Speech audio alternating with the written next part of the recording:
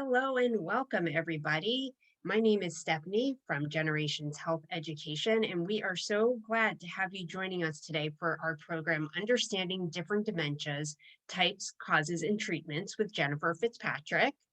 We are super grateful that Artis Senior Living Communities of Princeton Junction, Huntington Valley, and Yardley are sponsoring today's event.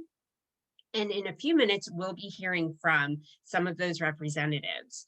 First, I just want to go over a little bit of housekeeping to make sure we're all on the same page. Everybody is muted, and that is just to eliminate any background noises. However, if you have anything you'd like to offer in the way of questions or comments, please feel free to use the Zoom chat feature, and we will be able to see and answer any questions that you may have for Jen. And she is great about keeping up with those statements, comments, and questions in real time. All of those questions and comments are anonymous, and that is to maintain your privacy. So the only people seeing that are myself, Jennifer, and our hosts of the program today. Additionally, we do have some polls, so you'll be encouraged to participate in those. Again, those are anonymous. And if you are not familiar with how to use the chat feature through Zoom, all you're going to do to find that is scroll across the bottom of your screen, click on the little button that says chat, and you should be able to then type into the box. Jennifer will be putting her picture up momentarily once the picture gets started. If you are joining us by phone, you just need to sit back and listen and enjoy the information that Jen provides you. Okay, like I said, we are so grateful to have Artis Senior Living Communities of Yardley, Princeton Junction, and Huntington Valley join us to sponsor today's program. And I'd like to use this opportunity to invite the representatives from Artis Princeton Junction to come and join us, and that is Michelle Patchy and Barbara Forschner. Good morning.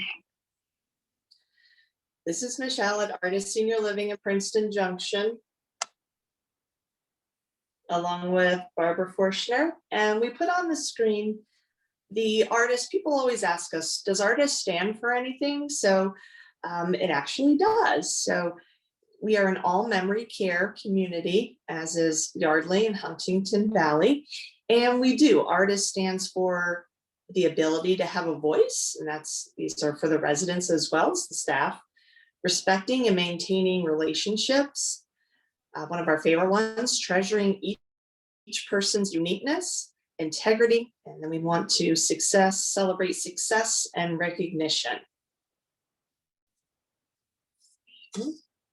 That is the philosophy for over 20 communities that are part of the Artis family at this time. And at the end of this presentation, you will see a slide with our individual numbers and contact information. So should you have any loved ones or know anyone who needs a community to move to, that information will be available for you. I think we are done, and we will turn it over to Stephanie, our moderator. Thanks so much, ladies. I appreciate it. And before we get started, I also wanted to make sure that you're aware that we will be providing you a link to a program evaluation at the end of the program. I'll be putting that in the chat box for you. So please, if you don't mind taking a few minutes and just telling us how we did and your thoughts, that would be most appreciated. So thank you. Okay, let's get on with the show. Do you want to better understand different types of dementia? If so, this program was created especially for you. Our presenter today is the author of Cruising Through Caregiving, Reducing the Stress of Caring for Your Loved One, and a longtime gerontology instructor at Johns Hopkins University Certificate on Aging program. She is one of less than 800 certified speaking professionals worldwide and has been featured in national media such as the Washington Post, Sirius XM, ABC, HLN, and Fox News. When she's not speaking and writing, she can be found trying to resist a drive-through at Chick-fil-A. Please join me in welcoming From Kent Island, Maryland, Jennifer FitzPatrick, MSW. Well, first quick question I have for everybody is, I know we have a lot of international folks today. I'm wondering if you have Chick-fil-A where you are and you understand the appeal. So I'm curious about that. If you write in, we're going to give you a code for another free webinar at another time. If you let us know if you're an international attendee, let us know if you've got Chick-fil-A where you are. Anyway, thank you so much to Artis Senior Living. Wonderful, wonderful organization, dementia focused, and it is very appropriate that they would be sponsoring this program about understanding different types of dementia, types, causes, and treatments. Now, a lot of doctors and a lot of healthcare professionals often will say, well, does it really matter? Does it really matter what kind of dementia that person has? And I do sometimes understand. Now, let's say you've got a loved one who's maybe 95. Maybe they live at an Artis Senior Living. They're being taken care of beautifully. There's no behavioral issues. They've had dementia for 4 or 5 years, and they've never really gone through and gotten what we call a proper diagnosis.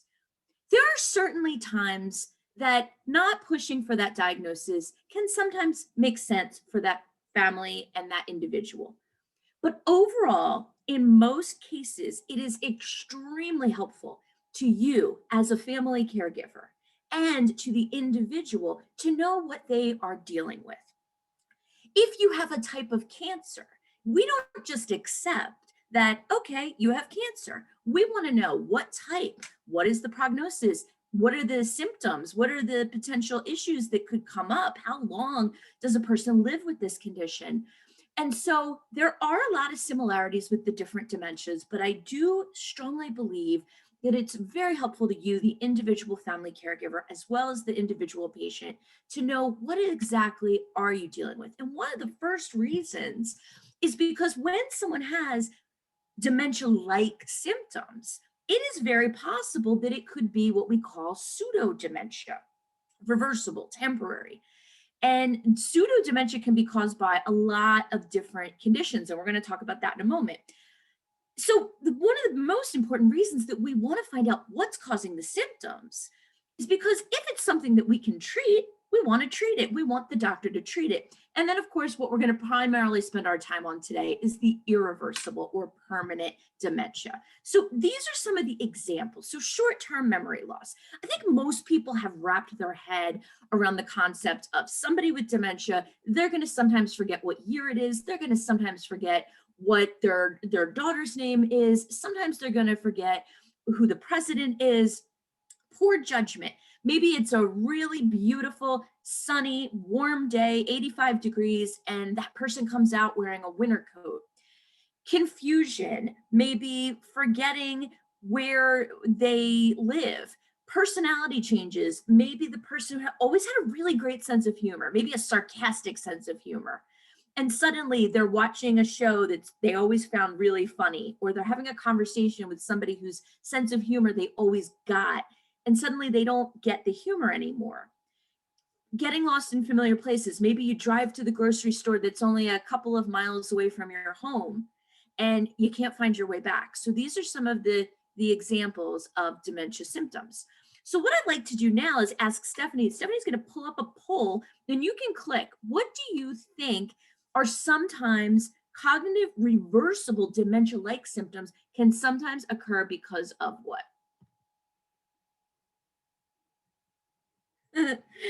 Okay, so Stephanie, we're going to give Lori and Citadel the webinar code for another a free program that they can take at another time. And obviously today is sponsored by Artis Senior Living, but we're going to give you a code that you can use for another program. Lori and Citadel, they are very aware of Chick-fil-A, but Citadel in particular says they love it, but they don't have one where they are in Alberta.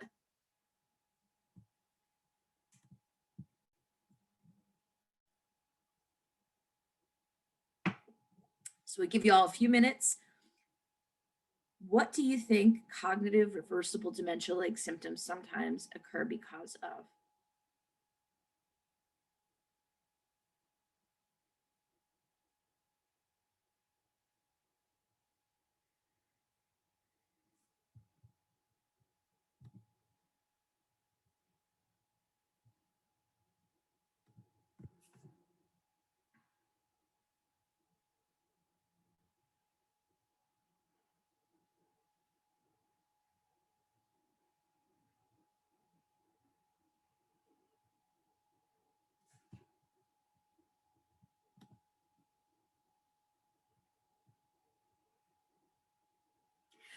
Oh, this is great. So about half of you got this correct. So the answer that we're looking for, so cognitive reversible dementia, like Alzheimer's, is always irreversible. Okay. And nobody clicked on Lewy body, which is great. Some people, a good amount of people clicked on all of the above, but no, Alzheimer's is always irreversible, at least right now. Hopefully someday there'll be some kind of cure. Lewy body dementia is always irreversible, but urinary tract infections can cause what we call delirium, which can mimic dementia symptoms. Depression, especially in older adults, can do the same. Nutritional deficiencies, med side effects can do the same. So the correct answer would be G. Great job. But it's really important, and this is one of the reasons, again, that we want you to go to the doctor and get a full assessment if your loved one is struggling with some of the issues we talked about, getting lost in familiar places, poor judgment, forgetting the year, forgetting that their daughter is, not thinking that their daughter is their sister. So those are some reasons that it's so, so important that we want to actually get somebody to a healthcare provider to find out what's happening. Do some tests, maybe some blood work, maybe some memory tests, and also looking at the history, what's going on with mental health, what's going on with nutrition, etc. Now, beyond that, we want to be able to identify what is probably going on with that person. What is probably going on? Now, in the early stages of any type of dementia, a good doctor or a good memory assessment organization isn't always going to say that this is definitely what's going on. This is a clinical diagnosis, and a good healthcare professional is going to say, look, this is what it probably is. And so Alzheimer's disease, about 6 million Americans have it. It's the 6th leading cause of death here in the US. ALZ.org is one of the best resources you can go to. So what are the primary risk factors? Getting older is your big one. Health conditions such as heart disease, diabetes are associated with an Alzheimer's diagnosis. Having a mom, dad, brother, sister is also associated, and having a major head injury at some point in your life. Now, you could have all of this going on and never get Alzheimer's. You could be 90, have heart disease, have mom and dad have had Alzheimer's, and you've had a head injury and you never have it.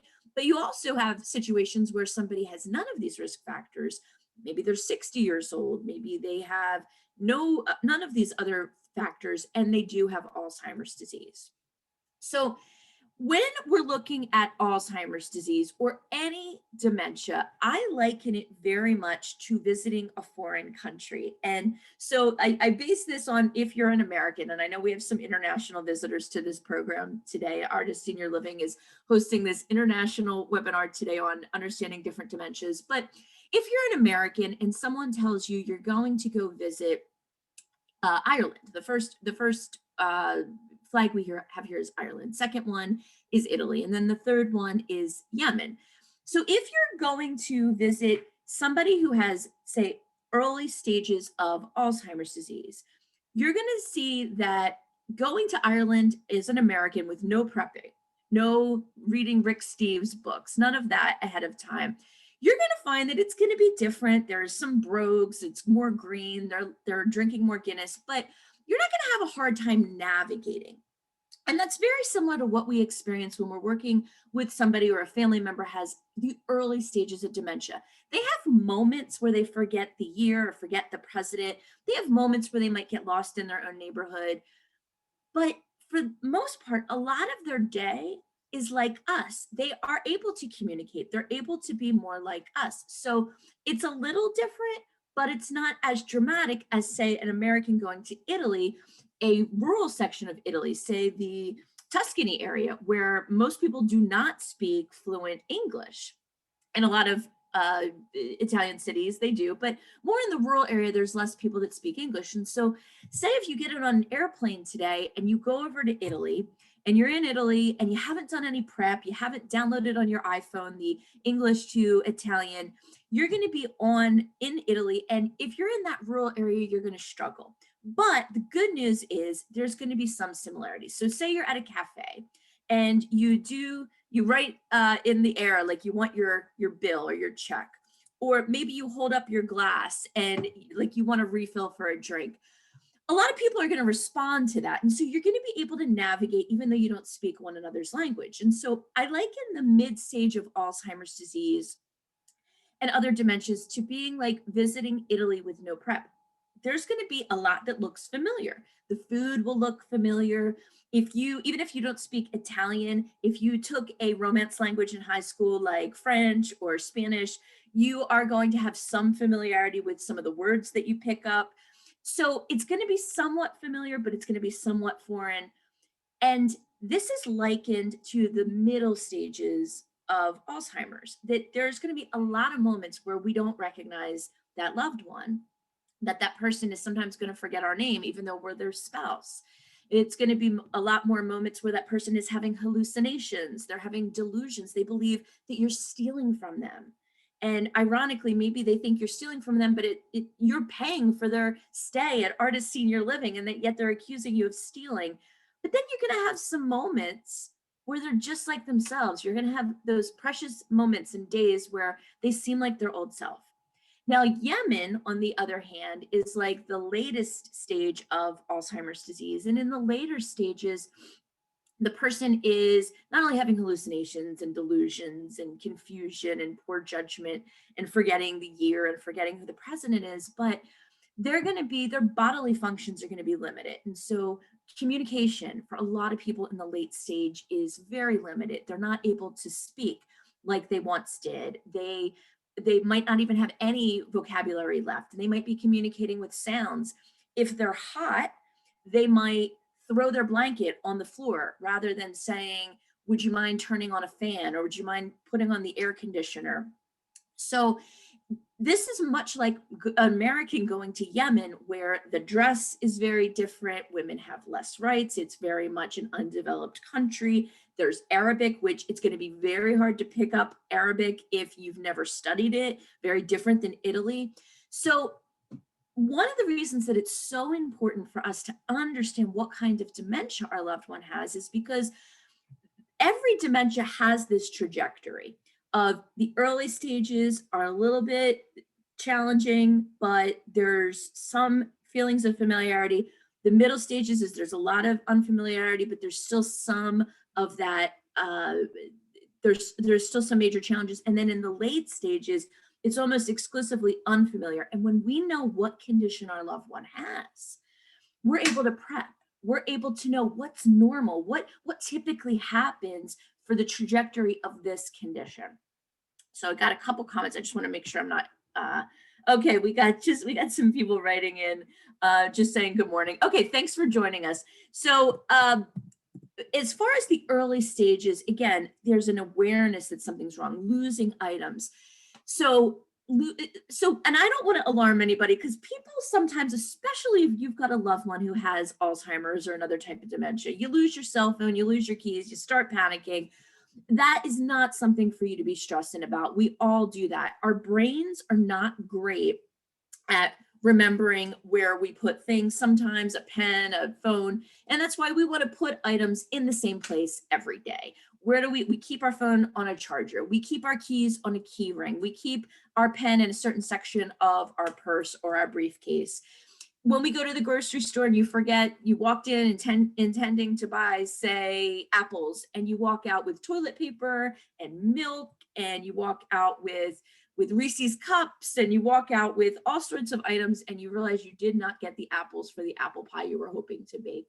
Normal. We don't want to worry about that. But let's say that you can't retrace your steps as to where your cell phone was. Like, okay, I was at the grocery store, I was at my neighbor's, I was in my office. If you're not able to do that, that's definitely something that happens in the early stages, like we talked about. Forgetting names of people that you know really well. I once worked with a family where the person forgot the name of their cat. They really truly could not remember the name of their cat. And there's often an awareness that something's wrong. In the mid stages, like we talked about, we see more wandering, not being able to find your way back to your house if you take a walk. But the more that this condition goes on, the harder time they're having understand us, and the harder time we're having understand them. In the late stages, there's an increasing dependence on you. And so this is a very taxing condition. On average, the person with Alzheimer's lives about 8 or 9 years. And the stages are not necessarily 3 years, 3 years, 3 years. Sometimes it can be like that, and sometimes it can be a little bit different. But it's very laborious, having to help that person go to the bathroom, brush their teeth, feed that person. So let's talk. So Alzheimer's, by far, if your loved one has an irreversible dementia, if the doc has said, look, we don't think it's a nutritional deficiency, we don't think there's no sign of a urinary tract infection. Sometimes actually Lyme disease can provide temporary or reversible cognitive issues. We don't think it's a med side effect. Most commonly it is. All that said, there are two irreversible dementias that are vying for second place. Now, according to the Lewy Body Dementia Association, which is a wealth of wonderful information, lbda.org, and I'm going to ask Steph to put that in the chat section, they claim that Lewy body dementia is the second most common. Now, the Alzheimer's Association says it is the third most common. So we'll let those guys battle it out. But Lewy body, the big difference is the motor skill issue. And LBD, Lewy body dementia, is also an umbrella term. Just like dementia is an umbrella term, Lewy body dementia is an umbrella term. And under that, we have Parkinson's disease dementia, PDD, and DLB, dementia with Lewy bodies. And so really the PDD would be more the Parkinsonian symptoms would appear first. With DLB, the Alzheimer's or behavioral symptoms would appear first. So Parkinsonian symptoms, that we've got tremor, rigidity, instability, muffled speech. We have a tough time moving around. And so when somebody has this, it's really quite different than Alzheimer's disease. It's really quite different. And so one of the reasons that I say that families really should push for a diagnosis is because that a good doc who is familiar, a geriatrician, a geriatric psychiatrist, a neurologist who specialized in aging or geriatrics, is going to be able to say, look, this is what it looks like. And I know some docs will say, well, I don't want to label. I feel like the label sort of helps us on what to expect. What are we expecting to have to handle? Because with LBD or DLB, with the Lewy body dementias, we're going to see more of that physical dependence probably earlier than we would see it with somebody who has Alzheimer's disease. So how does that impact your decision making about, is it time to look for a community like Artis Senior Living? Is it time to pull more friends and family in because my husband weighs 250 pounds and I weigh 120 pounds? And if he's going to have trouble getting around, do I need to bring help in? Do I need to bring an aid in? Do I need a community like an Artis Senior Living?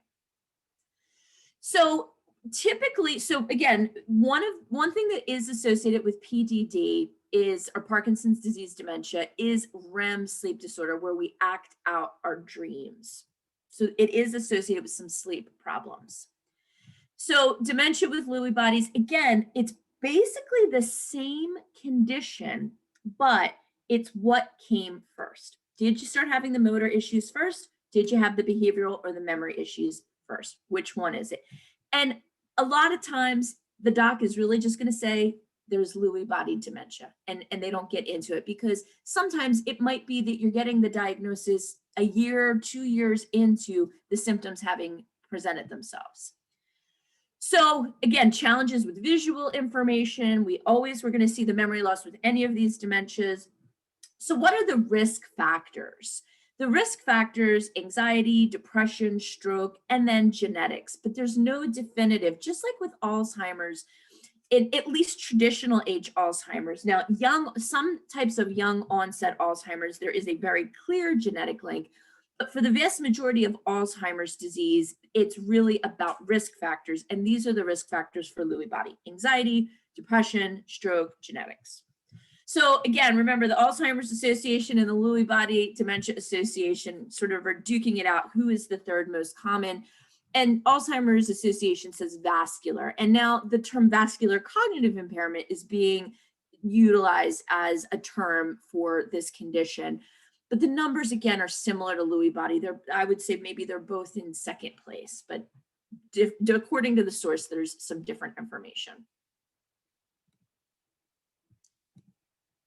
So what are the risk factors? Stroke, heart disease. The big distinguishing characteristic for vascular is that there's more sudden presentation. And so that should be something that you as a family member or the doctor should be very, very interested in. And so a lot of times when you're going to go get your loved one a diagnosis, you're going to go and they're going to rely on you as the family member or the friend saying, this is what I've observed. And what I would recommend to everybody is if you're concerned about your loved one and you're not quite sure what is going on with that person, try to keep a log of dates and incidents. Because when you go to the doctor and you say, oh, he's forgetting my name, when did that start? And I know some of you might say, well, who knows? That was a long time ago. I don't remember when it started. But it's not too late if you don't have a diagnosis yet. Just make some notes on, maybe put it on your iPhone, maybe jot it in a notebook. But what specific incidents are you concerned about? And so, for example, maybe your husband has been completely fine, and today he suddenly drives to the grocery store and he can't find his way back. That's important information that a doctor should know, because that's going to help the doctor lean toward, is there a stroke? Is this a vascular dementia? This is more sudden. There wasn't all these little signs that typically accompany a Lewy body or an Alzheimer's disease. So you see that there really are distinguishing features. And feel free to write in at any point with comments, with questions, anything that you want to share. We want you to get what you need out of this program if you're joining us for the live event.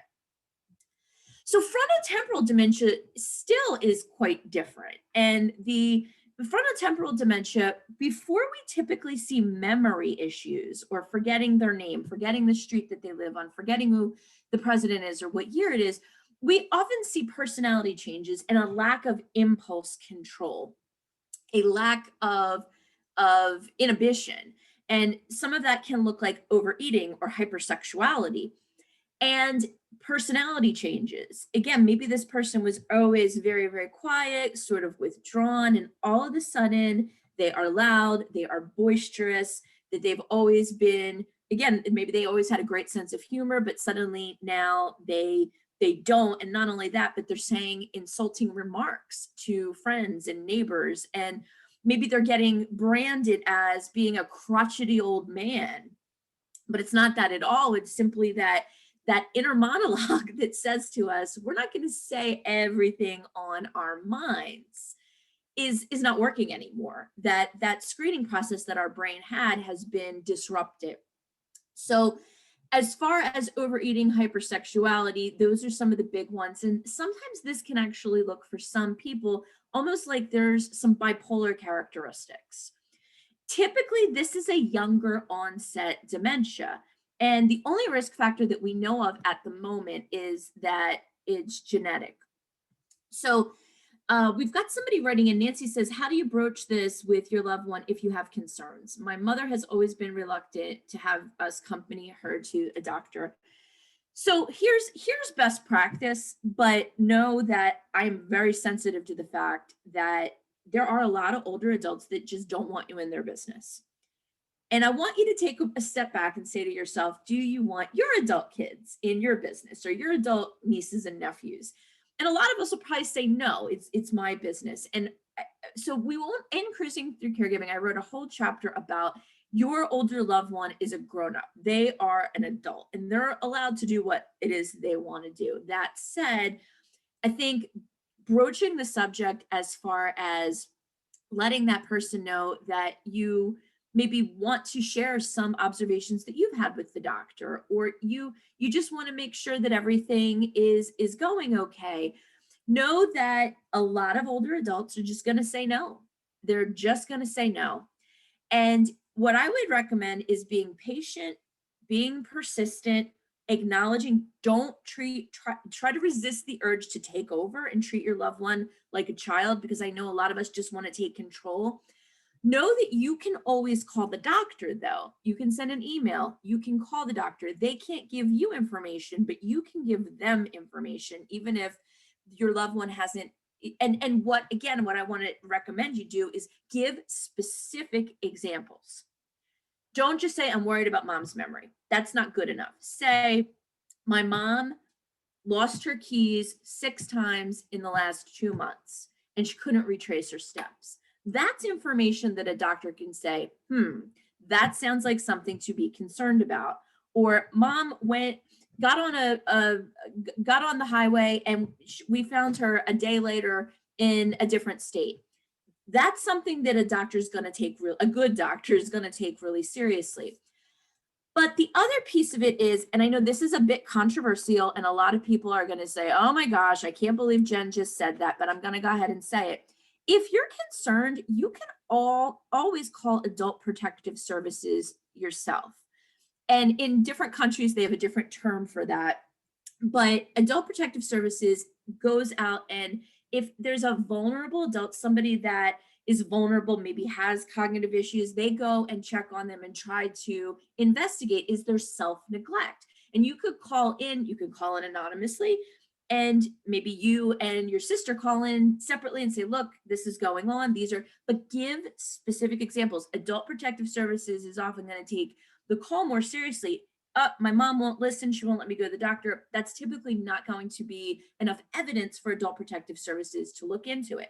I'm not saying that that's the right answer for everybody, but if you're truly worried about their well-being and mom or dad or your loved one is self-neglecting and putting himself in dangerous situations, leaving the house in the middle of the night in the pajamas and getting lost, but give the authorities like the doctor, give the Adult Protective Services, give them specific information, give them examples. Examples are the key to getting your point across. That said, best to speak to the doctor before your loved one's appointment. Donna's writing in. Yeah, that's a great suggestion, Donna. But I think the other thing to keep in mind, and I know that a lot of you are not going to like this, and I don't like it personally. I'm sure the team at Artis doesn't like it. I know Stephanie, who's our moderator today, but also a speaker with Generations, doesn't like it. Sometimes you're going to try everything. You're going to call Adult Protective Services. You're going to try to get the doctor to intervene. You're going to do all of that. You're going to talk and try to be patient and persistent with your loved one. Please, mom, let's go get an assessment. And there's going to be a crisis. And when a crisis occurs, that's when you can get the ball rolling to really get that person help, whether they need an Artis senior living, whether you need some help in the home. Eventually, ultimately, we want to try to, before there's ever dementia, and I know for a lot of you, this is too late because you already have concerns, we want that person to be putting in writing ahead of time who's their power of attorney for healthcare and finance if and when they ever became incapacitated. And these are conversations that we all should be having at every age. I have a power of attorney. I've had it since my 30s for both health and finance if I were ever to be incapacitated. But it's really, really important to know that sometimes, despite your best efforts, there's going to be a crisis. But just do the best you can. And remember, you cannot control everything. So yeah, Melanie is saying you do want to avoid guardianship. And that's true. You can work with an elder law attorney. Guardianship is a last resort option. We in the United States and in most countries do not take away persons' rights without a lot of evidence and without there being lots of other options. But ultimately, it is a possible solution in some cases. And if you have concerns about that or you want more information about that, talking to an elder law attorney is a really, really helpful way to go about that. So frontotemporal dementia, about 50 to 60,000 Americans have it. One book that I highly recommend is by Kimberly Williams Paisley, and it's called Where the Light Gets In. And she details the journey of her mom's, she had a type of frontotemporal dementia. And one of the stories that Kimberly Williams Paisley tells in this book is about her marriage to Brad Paisley. Was one of the first times that they noticed something going on with her mother. And it wasn't a memory loss issue. What it was that her mother had at the day of the wedding was saying, oh, your sister's in the wedding party, your brother's in the wedding party, your dad's walking you down the aisle, I don't have a role. And they said that was super out of character for her. And then they said, okay, well, Mom, would you like to do a reading?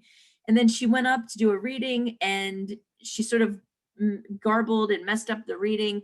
And then that was sort of the first time that they noticed anything. And so it was personality changes that they saw before they really saw any memory issue. And that's very, very common for a frontotemporal dementia issue.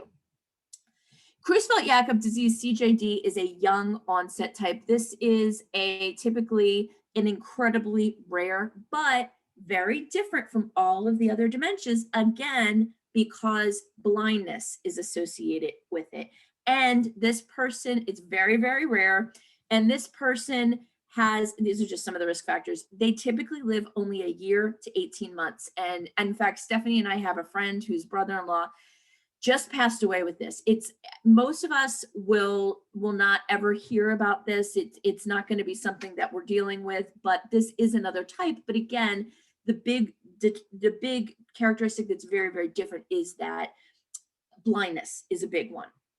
Huntington's disease, this is a young onset type with a very clear genetic link. You actually, much like the young onset type of Alzheimer's, that familial, that very rare type, Huntington's disease, you actually can get a blood test and it runs in families. And so it can be a much longer running type of dementia. But again, think about it. If your loved one is 70, you're probably going to already rule this out.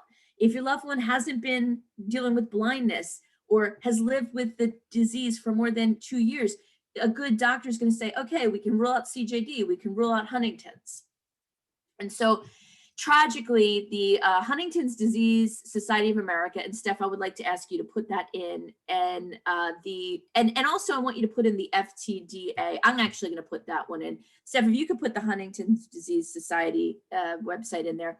Symptoms of Huntington's disease are sometimes described as having Parkinson's, ALS, and Alzheimer's all at once. It is a real tragic one. Yeah, we've got somebody sharing that friend died of CJD this summer. It's really fast. Yeah, I'm so sorry about your friend. So Eileen, you're asking the question about a friend unwilling and unable to acknowledge memory loss. She repeats stories within a short conversation, can't remember date, pandemic, is it Alzheimer's? I can't answer that. Only a good doc who properly screens this person is going to be able to answer that. And so I know that this is really hard. And if your friend doesn't have loved ones or family that's intervening or trying to help, this might be another case where you call Adult Protective Services and you ask them, you say, you're maybe give stories about observing self-neglect. So I'm going to write in for the frontotemporal dementia. It's called theaftd.org. That's the website for the Frontotemporal Dementia Association. Now, that said, the Alzheimer's Association is definitely one of those groups that is terrific. They support everybody. So if your loved one has Huntington's or frontotemporal or Lewy body, it doesn't mean that you can't get help from the Alzheimer's Association.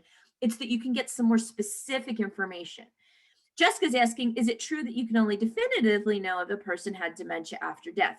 Okay, so sure. The answer is it? No, dementia is a clinical diagnosis. So we can say poor judgment, confusion, getting lost in familiar places, personality changes. We can diagnose this person has dementia symptoms, but knowing what it actually is. So for example, if it's Huntington's disease where there's dementia, or if it's the familial young onset Alzheimer's, there actually are blood tests that can tell you yes or no.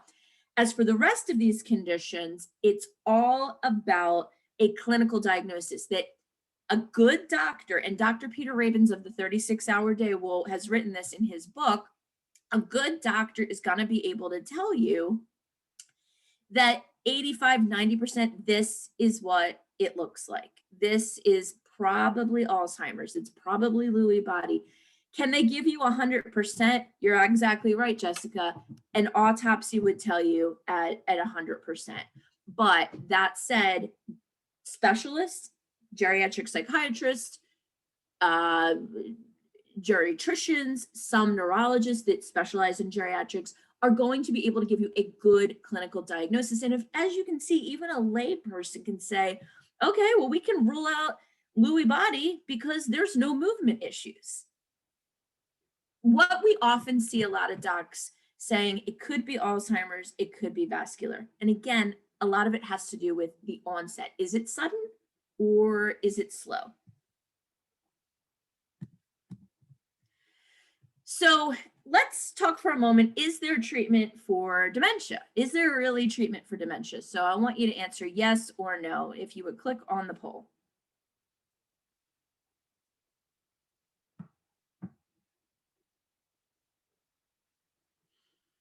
Is there really treatment for dementia?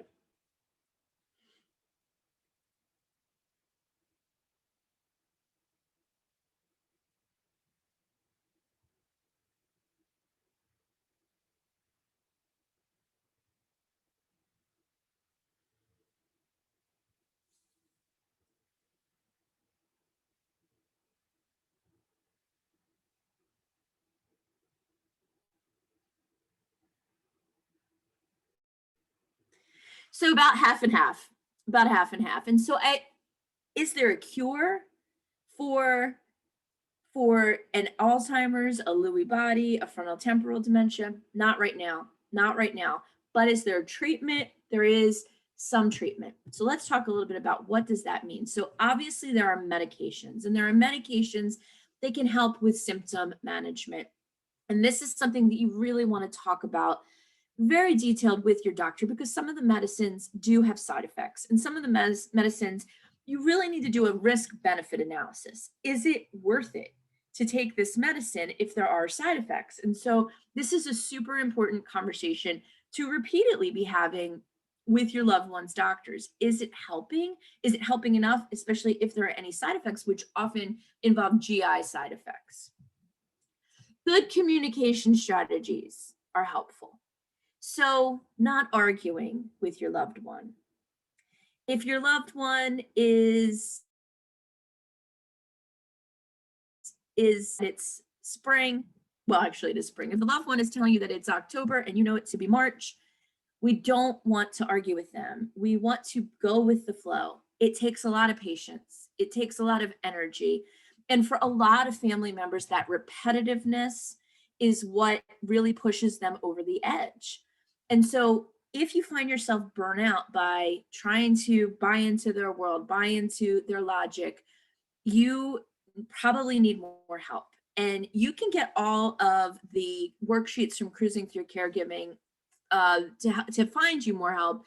And we'll show you how to get those at the end. But good communication strategies, especially when someone moves past the early stages of any of the dementias.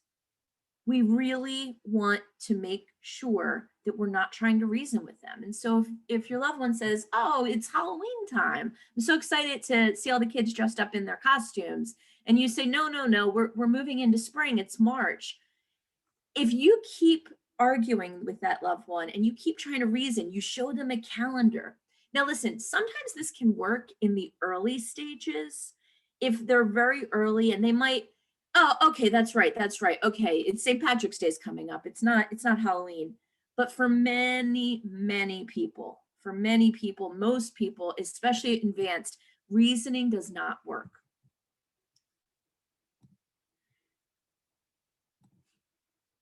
So Susan's saying some patients may be able to find a doctor participating in the IDEAS study through the Alzheimer's Association that's doing a scan for Alzheimer's disease. Excellent. Thank you so much, Susan. Having lots of people help. If you're the only one taking care of your loved one, you're probably getting sick of them. And I don't say that to be funny, but guess what? They're probably getting sick of you too. They're probably getting tired of you too. And so you don't ever want to be a solo caregiver. Part of the treatment is making sure not only that we have good communication strategies, but that one person is not doing everything. And whether that means that you're utilizing a community like Artis Senior Living, or you're bringing some help via a home care agency or friends and family and neighbors, people from the faith community helping. But having a lot of people participate is important. And in Cruising Through Caregiving, I write about the concept of the primary caregiver is like the captain of a ship. The secondary caregiver is like the first mate of a ship. And then that tertiary caregiver is like the dockhand. You want to have one captain who is making the decisions, but that person should be delegating. And for example, the secondary caregiver can be somebody that can fill in and take your husband to the doctor if you need a break, or can maybe pick up the medicines or hang out with your husband while you take a shower. And the tertiary caregivers do things like maybe send you a meal once in a while. Or for example, I have a colleague that was a family caregiver, and she would go visit her parents who were in a different state every couple months. And it got expensive. And one of her parents' friends said, you know, when you get into town, you're paying for an airline ticket and you're taking time off from work. We want to lend you our car, one of our vehicles when you're in town, and that way it'll cut back on one of your expenses. That was a way that they could be a tertiary caregiver, or what I like to call a dockhand. Be open to having lots of people help. And it's hard. A lot of family caregivers struggle with that. They don't. But once you start letting people know that you're open to help, you're going to probably be surprised by how many people step up to the plate. Now, I know a lot of us get really bogged down with, wow, my sister who lives across town or lives in another state or in another country, she does nothing. And that may be true. And you might be angry and resentful about that. But at the same time, there's probably a neighbor, somebody that is in your faith community, your mom's friend who wants to do something to help and to participate and to be there for you. So one of the best treatments for helping someone with dementia is having lots of people. Remember, if you're getting tired of seeing them all the time, they're probably getting tired of seeing you. Them seeing and hearing a fresh face or listening to someone new is very, very helpful. And then therapeutic activities. One of the biggest problems we see, and where we see a lot of quote unquote behaviors with someone with dementia, is often because of apathy, because of boredom. What is your loved one doing all day? And again, this is where going to a community like an Artis Senior Living, where they have a whole full range of activities and programs, is awesome. But if you're not doing that, what are you doing all day? Now, one family caregiver that I once worked with, I really loved the way she would plot out the day for herself and her husband. And so she said, we wake up in the morning and we get dressed, we have something to eat, and then around 10:30, 11, we leave. We go out and we might take a ride over to Target and walk around. We might take a walk in our community, or we might go to a park. We might go visit friends for coffee at a diner. But they did something. And a lot of that involved some exercise, walking around Target, walking around a park. So then they would come back in the afternoon.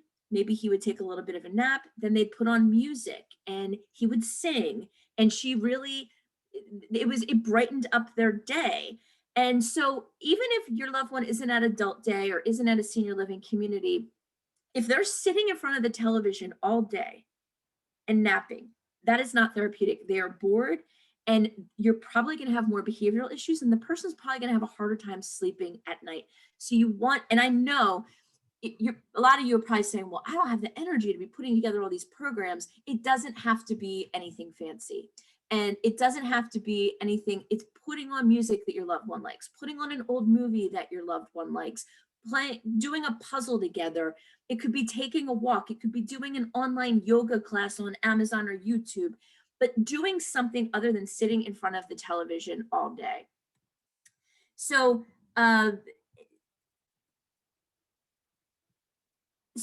will you discuss Alzheimer's, what most people have? Yes, most people do have Alzheimer's disease. If they have an irreversible dementia, most of the time it is Alzheimer's disease. So let's talk a little bit about another part of the treatment. If you see this person on crutches, you are probably not going to say, let's go run 5 miles today.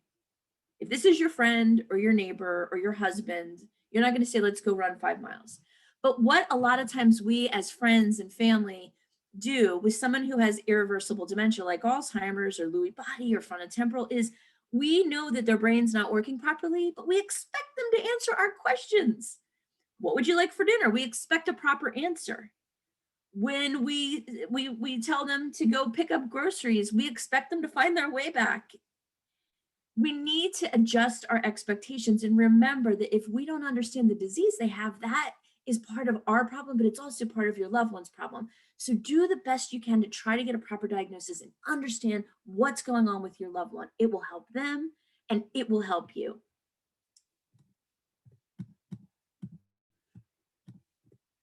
I want to thank you and Artis Senior Living so very much. I know a couple people are writing that they have to leave for some other events, but feel free to complete the survey Stephanie put in the chat section. Just cut and paste. It will take you less than 60 seconds. And I'm going to turn it back over to the team at Artis Senior Living for sponsoring us today.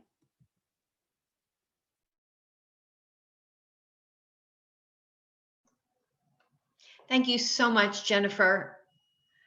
I know that everybody enjoyed the presentation and I'm sure picked up some valuable information. And thank you, all of you, for joining us today. Artis Senior Living is a memory care community. We are here today from Princeton, New Jersey, Yardley, Pennsylvania, and Huntington Valley, Pennsylvania. We offer a wonderful quality of life for individuals experiencing memory loss, and we provide wonderful support for their families. So we encourage you to reach out to us. Let us know how we can be of help. The contact information is on your screen. We'll leave it up for a little bit so that you can copy down or maybe take a picture of the screen and know how to reach us. But please reach out anytime if we can be of help with your family member or if we can be a resource for you. Thank you once again, Jennifer, to my colleagues in Princeton and Huntington Valley. Thank you for your assistance with the presentation, and we'll look forward to having you join us again. Thank you so much, Cheryl, and to all of the Artis Senior Living communities for sponsoring today's program. We're truly, truly grateful for the opportunity that you afforded everybody for this information. Thanks to everybody for joining us today from all over the place. It's great to see so many places represented. We know this is an important topic. I have put in the link for the program. So if you could please just take a moment to complete the survey, that would be great. It should only take you, like Jen said, about 60 seconds. This program is also being recorded and will be sent to our wonderful hosts for today. So as they receive that, they can also send it out to you for additional viewing opportunities. Again, thank you to Jen for the information. Thank you to Artis Senior Living of Princeton Junction, Huntington Valley, and Yardley for sponsoring today's event. We hope everybody has a wonderful day wherever you are tuning in from, and we'll see you on our next program. Have a wonderful day. Bye-bye now. Thank you, Stephanie.